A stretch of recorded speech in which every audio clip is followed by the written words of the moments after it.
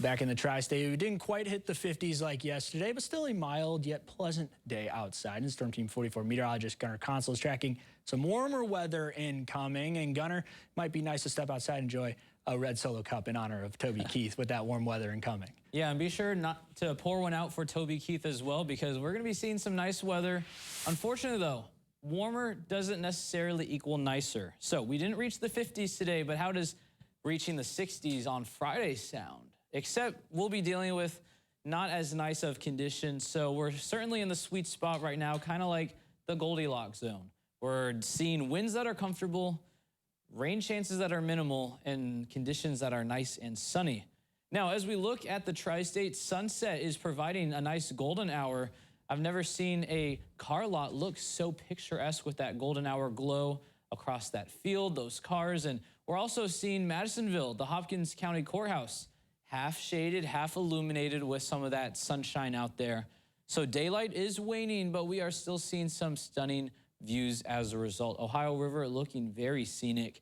Now let's get into those feels-like temperatures. It feels a little chilly in some spots, only not necessarily t-shirt weather, but you are able to walk outside in just a t-shirt if you're in Princeton, maybe to grab the mail or take the trash out once you get home.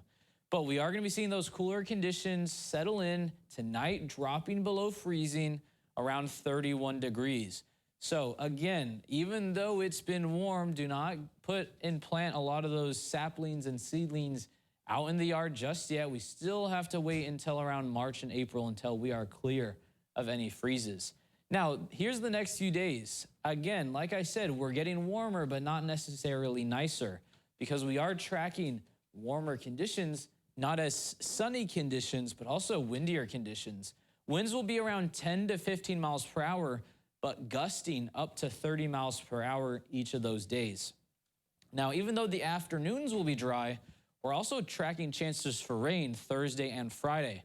Now, that math doesn't seem to be adding up. How are we expecting dry afternoons, but we have significant rain chances? Well, that's because those rain chances are going to be kind of in those nighttime hours. So as we go from 2 p.m., we see that mix of clouds and sun.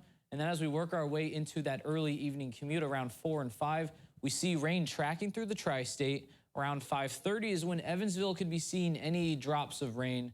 And then just some isolated showers throughout the rest of the evening before things taper off and get a little drier and quieter. Now, Friday evening, we also have another chance for rain, but it's mostly isolated to our southernmost part of the tri-state.